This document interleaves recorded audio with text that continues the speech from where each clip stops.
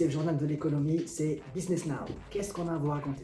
On va vous raconter qu'on a un rendez-vous avec la conjoncture, on a un rendez-vous avec la crise du coronavirus.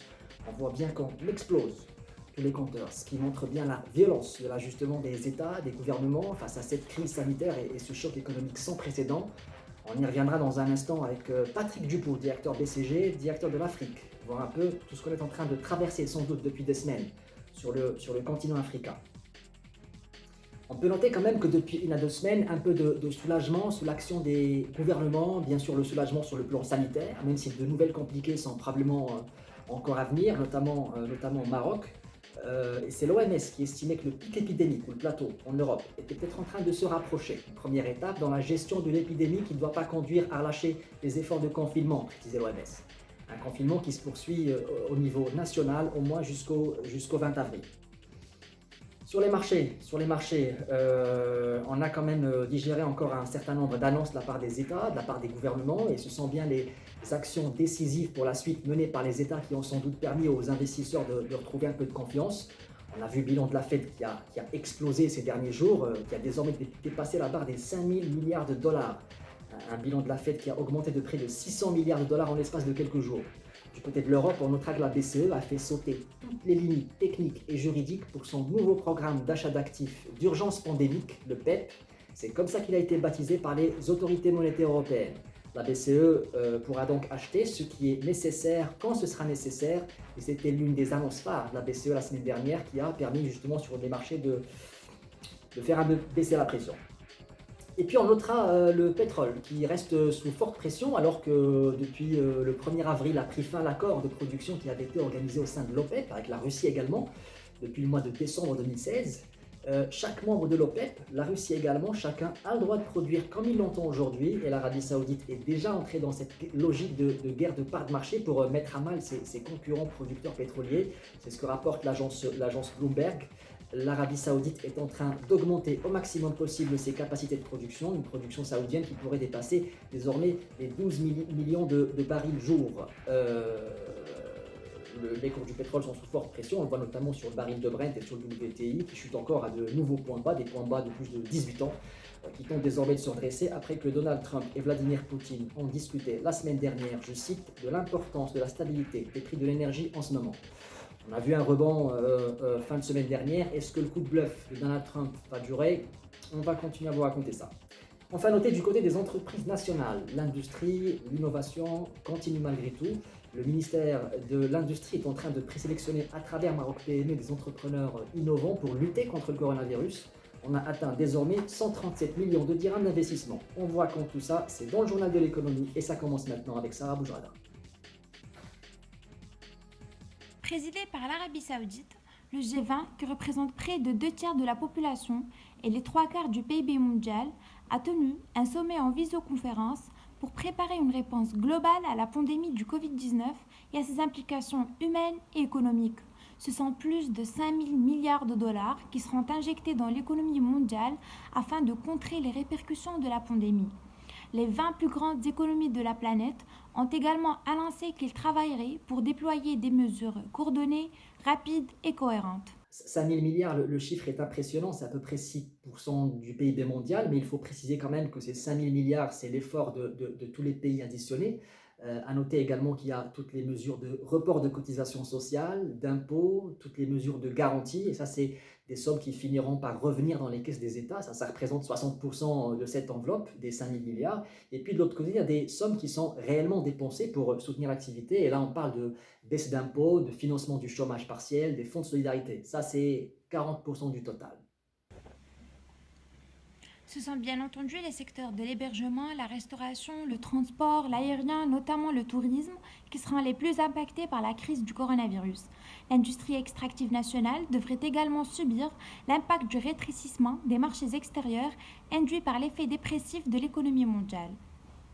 On notera alors pour les livres d'histoire, et ce sera d'ailleurs la référence d'avant-crise, les exportations pour le mois de février, donc avant la période de confinement, qui se sont établies à 48,4 milliards de dirhams, contre 47,7 une année auparavant.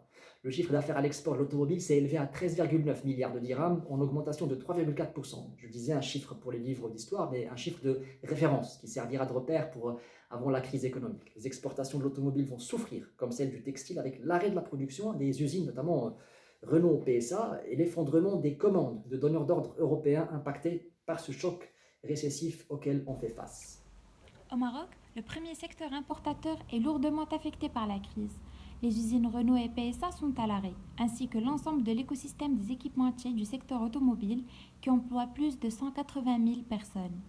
Renault Maroc a annoncé le 17 mars la suspension temporaire de ses activités industrielles sans préciser de date de reprise. Le lendemain, c'est PSA qui déclare la suspension de ses activités pour 2 semaines à partir du 19 mars, une période qui risque très probablement d'être prolongée. En plus des 17 000 employés des deux constructeurs, c'est tout un écosystème qui se trouve quasiment à l'arrêt, avec des dizaines de milliers d'employés au chômage technique. Alors, il est à noter qu'on a dépassé les 700 000 salariés déclarés au chômage temporaire, avec plus de 113 000 entreprises inscrites sur le portail de la CNSS pour arrêt temporaire de travail.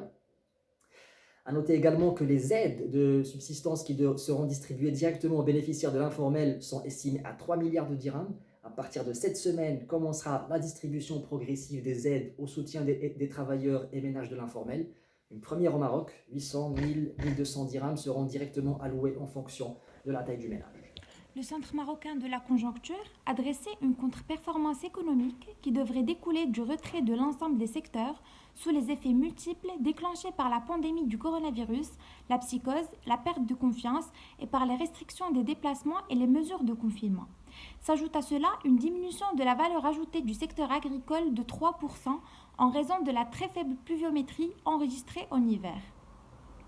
Le ministère de l'Industrie, du Commerce, de l'Économie verte et numérique, dans le cadre de l'appel à projet lancé le 29 mars pour le programme INTIAS Technologies Covid-19, et là on est sur quelque chose du domaine de l'émotion nationale, un programme qui appuie les TPME investissant dans la fabrication de produits et équipements permettant de faire face à la pandémie Covid-19.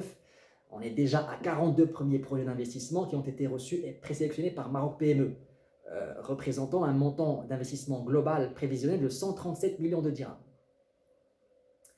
Le ministère de l'Industrie a par ailleurs fédéré des compétences nationales pour fabriquer des respirateurs 100% marocains en application des hautes instructions royales. Là, on est en train de vivre un élan de solidarité historique qui nous saisit et qui nous saisit tous. On est en train de mobiliser tous les moyens possibles et imaginables pour faire face à la pandémie, des startups sollicitées, des usines reconverties pour produire des millions de masques par jour, l'armée associée au public pour renforcer le système hospitalier, la dématérialisation, la digitalisation accélérée. Et on a vu dernièrement le mouvement de cette volonté de transformation insufflée par l'ADD, l'Agence du développement digital, une population qui adhère, ou presque, aux mesures du gouvernement. Enfin bref, des mesures fortes à tous les plans. Impressionnant ce que l'État a pu faire dans des temps extrêmement courts, sous la vision de Mohamed VI, que Dieu l'assiste. Impressionnant également de voir un nouveau modèle de développement qui, peut-être, est en train de prendre forme au regard, et c'est tout à fait normal d'ailleurs, de l'émotion nationale qui nous saisit et qui nous saisit à nouveau depuis quelques jours. Selon la MAP, le fonds spécial mis en place sur haute instruction royale dédié à la gestion de la pandémie du coronavirus totalise des dons évalués actuellement à près de 28 milliards de dirhams. S'ajoute à cela 450 millions d'euros qui sont en train d'être réalloués par l'Union européenne. Annonce faite suite à un entretien téléphonique qui s'est tenu entre le ministre des Affaires étrangères Nasser Bourita et Olivier Varelli, le commissaire à l'élargissement et à la politique européenne de voisinage. On doit être actuellement autour de 33 milliards de dirhams, ce qui correspond à 2,7 points de PIB. Et en mobilisation financière en pourcentage du PIB, le Maroc se classe 4e mondial. Merci Sarah. Sarah Boujrada, désormais avec nous sur Business Now. Alors, sur le plan budgétaire, on a en tête désormais toutes les annonces qui se sont multipliées, là aussi de la part des États, des gouvernements, du monde entier. L'économie va peut-être s'intéresser maintenant à la vitesse à laquelle ces mesures vont pouvoir être mises en place, que ce soit les mesures de garantie, de sauvetage de l'économie et les mesures de soutien à la consommation à travers la distribution directe d'aide aux ménages. D'ailleurs, au Maroc, c'est l'une des mesures phares du plan national. Alors que les États, les grandes puissances, sont en train de finaliser leur plan de sauvetage des économies. C'est le cas aux États-Unis avec un accord désormais entre la Maison-Blanche et le Sénat. Le Japon également avec son plan de sauvetage et de soutien de son économie de l'ordre de 10% de PIB, soit l'équivalent de 463 milliards d'euros, avec là aussi la possibilité de verser directement de l'argent aux ménages. En Allemagne, le Bundestag a validé le plan de soutien allemand, un plan de soutien au total de plus de 1000 milliards d'euros. On notera également en Russie qu'on commence à s'organiser, puisque Vladimir Poutine a décrété que le mois d'avril en Russie serait un mois de chômage et que les salaires seront préservés afin de ralentir la progression du coronavirus. Sur le plan de la conjoncture, on notera différentes enquêtes d'activité qui ont été publiées pour le mois de mars, avec notamment les enquêtes chinoises. La Chine qui envoie peut-être l'idée d'un début de redémarrage de l'activité au mois de mars, depuis plus de 2 mois de confinement dans le pays. En tout cas, c'est ce qu'on a pu lire à travers les enquêtes d'activité PMI qui ont été publiées dernièrement, les enquêtes officielles chinoises. La Chine qui profite aussi de la chute brutale des cours du pétrole pour réapprovisionner ses réserves stratégiques de matières premières. Maintenant, on va s'intéresser à l'Afrique. Et c'est Patrick Dupont qui est avec nous pour nous intéresser désormais au choc sanitaire et économique du coronavirus sur le continent africain. Patrick Dupont, merci d'être avec nous et bienvenue sur Business Now. Vous êtes Managing Director and Senior Partner, Head of Africa au BCG. Alors, directeur BCG, directeur de l'Afrique, vous connaissez particulièrement bien le continent africain.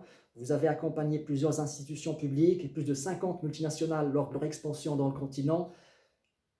En quoi l'Afrique est différente? Alors évidemment, ce n'est pas une zone unie et chaque économie est très différente, très spécifique. Est-ce qu'il y a quand même des éléments génériques communs qui expliquent la soutenabilité des systèmes de santé, la soutenabilité des économies africaines face à la pandémie du coronavirus? En quoi le coronavirus sera différent de celui du reste du monde? Patrick Dupont. Alors l'impact du Covid-19 sera assez spécifique en Afrique. Alors on a quelques raisons d'être optimiste et de penser que l'Afrique pourrait s'en sortir. La première, c'est que d'abord l'Afrique fait partie de ce qu'on appelle la vague 3, après la Chine, puis l'Europe, ce qui signifie que le continent, la plupart des pays ont pu prendre des mesures de confinement assez tôt, quand il y avait encore que quelques dizaines de cas. C'est notamment le cas du Maroc. Et c'est très positif parce que le confinement et la distanciation sociale, c'est la seule mesure, ou en tout cas c'est la mesure la plus efficace. Et d'ailleurs, dans certains pays, on a pu aussi s'apercevoir que on a des stratégies qui s'inspirent de ce qui s'est passé ces derniers mois et notamment du succès des stratégies asiatiques. Je pense notamment à l'Afrique du Sud qui a mis en place une campagne de testing assez importante, en tout cas plus active qu'en Europe. La deuxième raison d'être optimiste, c'est que la population africaine est jeune. Or, comme vous le savez, le Covid-19 a une mortalité assez forte, quasiment de l'ordre de 10% chez les populations âgées et de moins d'1% chez les populations de moins de 50 ans. Et donc la démographie africaine, naturellement, devrait permettre de réduire la mortalité. Bon. Et puis malheureusement, il y a beaucoup de raisons d'être pessimiste. Le premier, c'est que les mesures de confinement risque d'être moins efficace en Afrique, plus difficile à imposer dans des populations qui ont besoin de travailler tous les jours au quotidien pour pouvoir nourrir leur famille. Et donc il y a une vraie interrogation sur l'efficacité des mesures de confinement, sur la capacité aussi des gouvernements à l'imposer sur le terrain. Le deuxième facteur de pessimisme, c'est que la population africaine dans certains pays a d'autres facteurs de vulnérabilité sanitaire.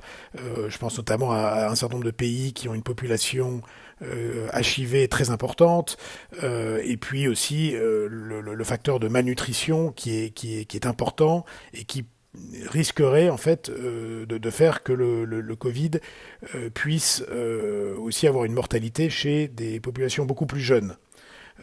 Le troisième raison d'être pessimiste, c'est évidemment les infrastructures de santé qui sont pas du tout au même niveau que celles en Europe, et notamment en termes de disponibilité de lits et de dispositifs de réanimation, où on est souvent 10, 20, 30, 50 fois en dessous de ce qu'on a en Europe. Or, on sait que c'est ça le problème principal du Covid-19, c'est qu'en fait, il crée une pression très forte sur le besoin en lits et en dispositifs de réanimation et de respiration. Et donc, on sait aussi que l'Afrique, je dirais à l'exception de quelques pays qui sont un peu mieux lotis, aura un énorme problème pour pouvoir soigner sa population. Et d'où la raison et l'impérieuse nécessité de réduire très rapidement la propagation. Et puis, je dirais aussi la vraie raison d'inquiétude, c'est que le continent est peut-être beaucoup moins à même de résister à l'impact socio-économique d'un confinement et de la propagation du virus. On pense en termes de sécurité alimentaire dans certaines régions. On pense en termes de résilience économique, notamment du secteur informel, où on n'a pas du tout les dispositifs qui permettent à l'État de prendre le relais d'entreprises. On pense aux besoins de mécanismes d'aide directe qui devront certainement être déployés dans des pays. Certains pays n'ont pas les dispositifs qui permettent de le faire, qui font souvent appel à des technologies digitales, et n'ont pas aussi les moyens financiers de le couvrir pendant une durée longue. Et je pense enfin au soutien aux entreprises et au système bancaire, où il y a dans certains pays un vrai risque que les banques arrivent à s'effondrer si on a un trop grand nombre de faillites d'entreprises et d'individus. Et donc il y a une très grosse crainte sur l'impact socio-économique sur le continent. Et tout ça à une époque où, par ailleurs, la communauté internationale et les bailleurs de fonds traditionnels sont eux-mêmes très occupés dans leur propre pays.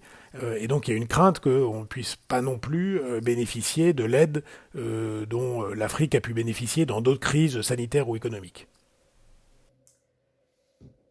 Alors, j'aimerais revenir sur l'aspect sanitaire, et vous l'avez souligné, les données indiquent à ce jour un taux de mortalité beaucoup plus élevé chez les personnes âgées, et on sait que 50% à peu près de la population africaine a moins de 18 ans, avec en revanche, et vous l'avez souligné également, des infrastructures de santé, des capacités hospitalières sérieusement limitées. Alors, dans cette vulnérabilité, cette défaillance sanitaire, quelle stratégie faut-il envisager en Afrique, selon vous, pour lutter contre le coronavirus ? Alors la première stratégie à adopter, c'est d'abord la stratégie visant à réduire la propagation du virus. Le confinement, la distanciation sociale, aujourd'hui, c'est clairement la seule stratégie qui fonctionne, et je dirais que malheureusement, nous n'avons pas beaucoup de choix. Alors ensuite, il y a des manières de le faire de manière encore plus efficace et aussi à en réduire à la fois la durée et la portée. C'est de la stratégie asiatique, de tests massifs, de suivi de près de l'évolution, d'identification des cas, d'actions ciblées, locales, sur des foyers, et permettant aussi d'adapter les moyens hospitaliers en conséquence. Bon, mais ça demande des capacités analytiques, des capacités de suivi, une remontée d'informations en temps réel, et des capacités ensuite de projection sur le terrain pour prendre les actions, que ce soit des actions de confinement, des actions de quarantaine, des actions de réduction des contacts et de distanciation sociale, ou des actions d'augmentation des capacités hospitalière et d'achat de produits et d'équipements essentiels. Et donc ça, c'est un vrai défi pour les gouvernements africains qui n'ont souvent malheureusement pas ces capacités, ces capacités analytiques, ces capacités de projection sur le terrain, et ça sera la clé d'une stratégie réussie. Parce que sinon, il faudra un confinement généralisé dont on sait que le coût social et économique en Afrique sera assez rapidement inacceptable. Il y a aussi des facteurs de crainte pour ces pays-là, notamment d'un point de vue économique. Je pense très particulièrement à la forte dépendance au baril de pétrole, qui reste le principal apporteur de devises de la majorité de ces pays. Le baril est en train de dévisser, le pétrole est en forte pression actuellement. On a vécu des chutes brutales depuis le début de cette crise, avec globalement des baisses généralisées de l'ensemble des matières premières. En gros, la production de matières premières, c'est 2 tiers de la croissance africaine. Quelle analyse faites-vous de cette situation? Et comment, par anticipation, en quelque part, atténuer l'impact économique de cette crise? Patrick Dupont. Alors la crise sanitaire et économique se double pour un certain nombre de pays africains de l'effondrement du prix des matières premières et plus spécifiquement du pétrole et du gaz. Et ça, pour plusieurs économies africaines, c'est un énorme problème. Ça va évidemment impacter les rentrées fiscales de l'État, et on sait que rien qu'une crise sur le prix des commodités pour certains pays est déjà un facteur de récession économique et de situation très difficile pour l'État. Donc si vous y ajoutez en plus la crise du Covid-19, on comprend que certaines économies sont très inquiètes et que donc elles vont beaucoup souffrir. Alors les importateurs, eux, au contraire, ça va être un facteur de résilience économique, mais les exportateurs commentateurs, ça va être un facteur d'aggravation très forte, et ce qui fait que certaines économies vont connaître des impacts sur la croissance et sur leur PIB extrêmement importants, et évidemment une solution d'endettement très rapidement insupportable, qui fait que d'ailleurs les pays du G20 ont déjà entamé des discussions sur des allègements de dettes, et par ailleurs on prévoit aujourd'hui au niveau de l'ensemble du continent un impact sur le PIB tout à fait significatif, puisque alors qu'on était sur une augmentation annuelle, une croissance annuelle tendancielle de l'ordre de 4%, aujourd'hui on s'attend à une récession qui sera dans le meilleur des cas faible, autour de 1 ou 2%, et qui pourrait aller jusqu'à 8 à 10% en fonction de l'évolution de la maladie. Alors maintenant, quels vont être les grands points de repère pour l'investisseur qui s'intéresse à ces marchés africains post-crise, que ce soit sur le plan économique, le plan politique? Quels sont les jalons déjà pour le redémarrage puissant, comme on l'espère, Patrick Dupuis? Alors comment redémarrer, comment préparer le redémarrage, et malheureusement le redémarrage en Afrique et dans les pays d'Afrique dépendra à la fois de ce qui se passe en Afrique, et de la rapidité et de l'impact du virus, mais aussi de ce qui va se passer au niveau mondial. Et donc, on a évidemment la crainte qu'on doive rester, que ce soit en Afrique ou en Europe ou aux États-Unis, dans un scénario où il faudra maintenir pendant assez longtemps des mesures de distanciation sociale. Ça peut vouloir dire un relâchement du confinement, et puis de nouveau un confinement quelques semaines, quelques mois après, quand le nombre de cas se met de nouveau à augmenter, et on sait que dans ces scénarios, on n'est pas sur une reprise, ce qu'on appelle en V, c'est-à-dire une reprise rapide, mais beaucoup plus en U, c'est-à-dire après une période importante de décroissance et de récession qui pourrait aller au premier trimestre de 2021, voire au-delà, avant de repartir, voire même un scénario en L, qui est évidemment le scénario catastrophe, puisque là, je dirais qu'on est dans un scénario de récession de plusieurs années. Donc pour ça, je dirais qu'il y a d'abord, la première chose, c'est réduire au maximum l'impact, et la rapidité de propagation, et l'impact sanitaire, qui permet en fait de relâcher les contraintes de confinement le plus vite possible. La deuxième chose, c'est d'éviter les ruptures des chaînes d'approvisionnement, que ce soit la nourriture, évidemment la nourriture, les biens de première nécessité, l'énergie, les infrastructures, la logistique, et donc il faut s'assurer que les secteurs économiques puissent continuer à fonctionner. La troisième chose, c'est de mettre en place l'amortisseur social, dont des aides directes pour les populations, notamment les secteurs informels qui, du jour au lendemain, n'auront plus aucun revenu. La quatrième, c'est de sauver un certain nombre de secteurs économiques clés pour éviter que toutes les entreprises fassent faillite et éviter le pire qui est le scénario d'une crise du système financier et des banques. Il y a aucun doute. Non, mais il n'y a aucun doute. Cette pandémie, cette crise sanitaire renforce plus que jamais l'intérêt que la reprise va avoir demain pour ces thématiques de soutenabilité au sens large. Est-ce que vous avez le sentiment que c'est, encore une fois, ces thématiques qui sont des problématiques à part entière aujourd'hui, est-ce que cette crise va être un accélérateur? Est-ce que vous avez l'impression qu'il y aura un point de basculement presque structurel et que l'ensemble des gouvernements africains sont prêts à aller beaucoup plus vite, à mettre beaucoup plus vite de moyens sur ces sujets-là? Est-ce que ça va être un accélérateur de ce point de vue-là, Patrick? Donc, compte tenu de tous ces éléments, il nous semble que les stratégies adoptées pour les gouvernements africains devront être d'abord équilibrées, c'est-à-dire qu'il faudra en permanence peser le pour et le contre entre la réponse sanitaire, qui doit être immédiate aujourd'hui en termes de confinement, mais ensuite qui devra s'adapter au fur et à mesure, donc entre le sanitaire, le social et l'économique, pour pas complètement casser la machine économique et s'assurer que socialement ces mesures soient acceptables. Elles devront être adaptatives, puisqu'on est en permanence, on apprend tous les jours sur la maladie, sur éventuellement demain des solutions, des médicaments, sur la propagation, sur la mortalité. Et donc on doit adapter sa stratégie en temps réel. Et puis déployable sur le terrain, parce que il faut très très rapidement agir, prendre des mesures de confinement, des mesures d'augmentation des capacités sanitaires, des mesures d'adaptation et de réponse économique et sociale. Et donc tout ça, ça demande une gestion centralisée avec une base analytique très forte et des réponses immédiates Et c'est ce sur quoi aujourd'hui les gouvernements doivent travailler. C'est le sujet d'ailleurs sur lequel nous aidons plusieurs gouvernements, parce qu'aujourd'hui on ne peut pas réagir en semaine, il faut réagir à l'heure ou à la journée. Merci. Patrick Dupuis, Managing Director and Senior Partner Head of Africa au BCG ou Boston Consulting Group, était avec nous sur Business Now.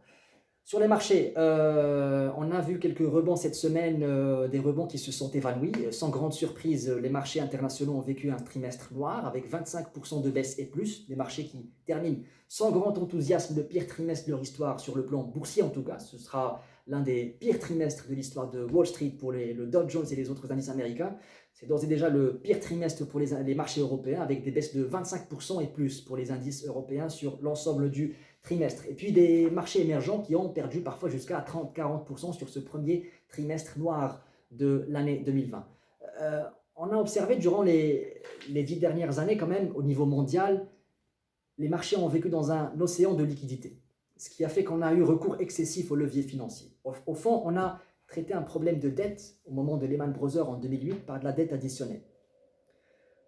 Tous les grands organismes internationaux, Banque mondiale et autres, décrivaient des menaces qui pesaient sur l'économie mondiale par son surendettement. L'endettement a quasiment été multiplié par 2 si on consolide l'endettement public, l'endettement privé à l'échelle mondiale entre 2008 et 2020. Or, la croissance économique n'a pas été multipliée par 2. Donc ça veut dire que le levier financier, la dette rapportée au PIB, elle devient systémique. Et on craint ce qui est en train de se passer aujourd'hui et de très lourdes conséquences et oblige tous les acteurs à ajuster leur structure financière. Maintenant, ça ne veut pas dire qu'il n'y aura pas de reprise économique.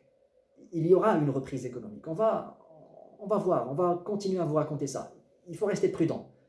Peut-être sur le plan épidémique, on n'est pas loin du pire, mais sur le plan économique, des entreprises sont aujourd'hui en mode survie.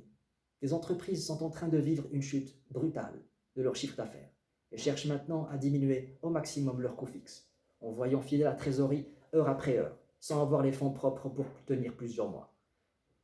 L'ampleur des moyens que les gouvernements sont en train de mettre sur la table en soutien budgétaire, de l'argent direct pour les entreprises, direct pour les ménages, est impressionnant. C'est historique. On n'a jamais vu ça.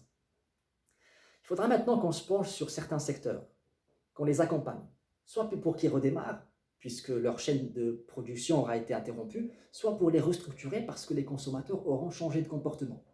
Au Maroc, notre gouvernement, le ministère de l'Industrie notamment, est en train de faire face à une série d'arbitrages entre le court et le long terme, entre la survie de l'entreprise et la protection de l'écosystème.